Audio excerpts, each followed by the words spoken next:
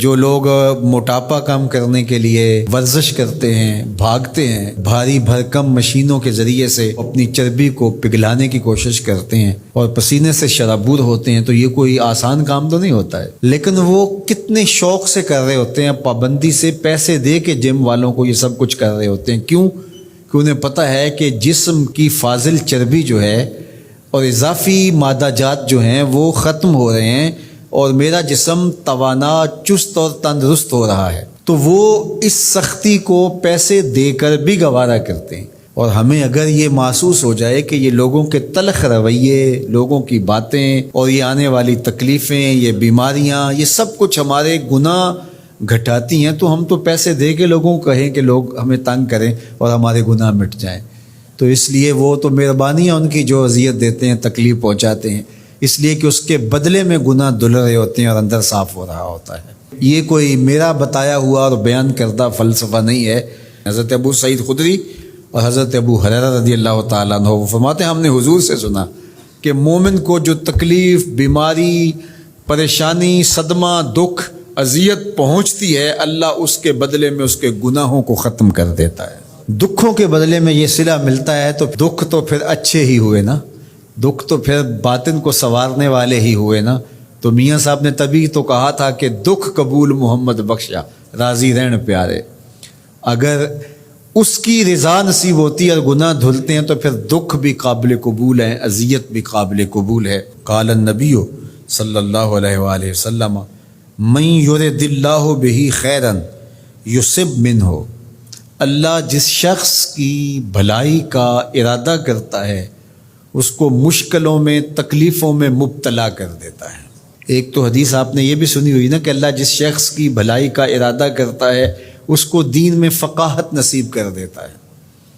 اور دوسری یہ روایت بھی صحیح بخاری کی ہے، اللہ جس شخص کی بھلائی کا ارادہ کرتا ہے اس کو تکلیفوں میں مبتلا کر دیتا ہے، دکھوں میں مبتلا کر دیتا ہے، اذیتوں میں مبتلا کر دیتا ہے، پریشانیاں اس کے اوپر نازل ہوتی ہیں، اذیتیں اس کے اوپر آتی ہیں۔ تو اللہ سے پیار کوئی سستا سودا تو ہے نہیں، سب سے بڑی نعمت ہے اس سے پیار کرنا۔ اور پھر وہ بندوں کو آزماتا ضرور ہے۔ میں اور آپ ہوتے کون ہیں؟ پیغمبروں کو آزمایا گیا ہے۔ حضرت ابراہیم علیہ السلام اللہ کے خلیل ہیں، خلیل کہتے ہیں گوڑے یار کو، لیکن آپ دیکھتے ہیں کہ جن آزمائشوں سے ان کو گزارا گیا ہم تو تصور بھی نہیں کر سکتے۔ بیٹے کی گردن پہ چھری رکھ کے ذبح کرنے کا کہا، یہ الگ بات ہے کہ بعد میں وہاں دمبا رکھ دیا گیا، لیکن انہوں نے تو چھری پھیر دی تھی بیٹے کی گردن پہ۔ یہ کوئی آسان کام ہے؟ جلتی ہوئی آگ میں چھلانگ لگا دینا یہ کوئی تماشا لب بام ہے؟ لیکن کر گزرے نا۔ یاری تیری سونا پر ازمیشاں تیریاں اگ، سونا پرکھیا جاوندا ہے نال اگاں دے لگ۔ سونے کو پرکھنے کے لیے خالص ہے کہ نا خالص ہے، آگ میں ڈالا جاتا ہے۔ تو زندگی میں جو تلخیاں، تکلیفیں، اذیتیں، پریشانیاں، دکھ، مصائب، آلام، کمزوریاں، محرومیاں، بیماریاں اور دقتیں، ٹینشنیں، پریشانیاں، اپنوں بیگانوں کی طرف سے پہنچائی جانے والی اذیتیں، لوگوں کے کھردرے رویے، سخت بے مروتیاں، بے وفائیاں اور موسموں کے تغیر و تبدل کی وجہ سے جو اثرات مرتب ہوتے ہیں اور ہماری معاشرتی ناہمواریوں کی وجہ سے جن تکلیفوں کو آئے روز ہمیں سہنا پڑتا ہے، گلی سے گزرتے ہوئے لوگوں کے رویے اور جو کچھ ہے، ان سب چیزوں کو آپ جو ہے وہ صبر کے ساتھ برداشت کرتے ہوئے آگے بڑھیں اور اپنا مطمع نظر اللہ کی رضا کو رکھیں گے تو اس کا لازمی نتیجہ یہ ہے کہ اللہ اس کے بدلے کے اندر آپ کو بہتر صلہ عطا فرمائے گا، بہتر اجر عطا کرے گا۔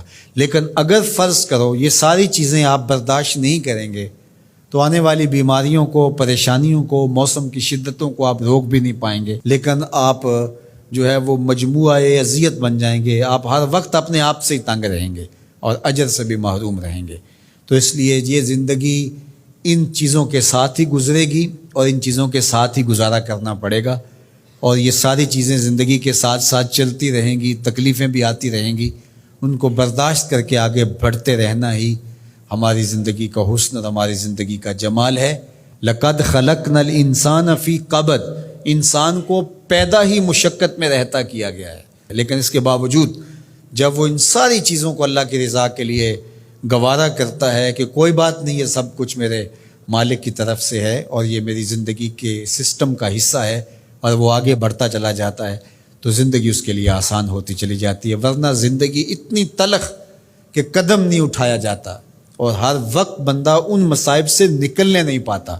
یہاں زندگی کی جو تلخیاں ہم دیکھ رہے ہیں، راستے میں پڑے ہوئے کوڑے کے ڈھیر، ابلتے ہوئے گٹر، اور جس طرح لوگوں نے تھڑیاں بڑھائی ہوئی ہوتی ہیں، اور جس طرح لوگوں کے رویے ہوتے ہیں، اور جس طرح جو ہے وہ لوگ رستے کے اندر چیزیں کھڑی کر کے چلے جاتے ہیں، اور لوگوں کے اس وقت ایک دوسرے کے خلاف نفرتوں سے سینے بھرے ہوئے، تو زندگی تو گزرے نا اگر بندہ اس کو درگزر کرنے کا مزاج پیدا نہ کرے۔ لیکن ظاہر ہے حساس آدمی تو حساس ہی ہوتا ہے، ان تکلیفوں کا اثر تو دل پہ پڑتا ہے، لیکن اس کا جواب نہیں دیتا۔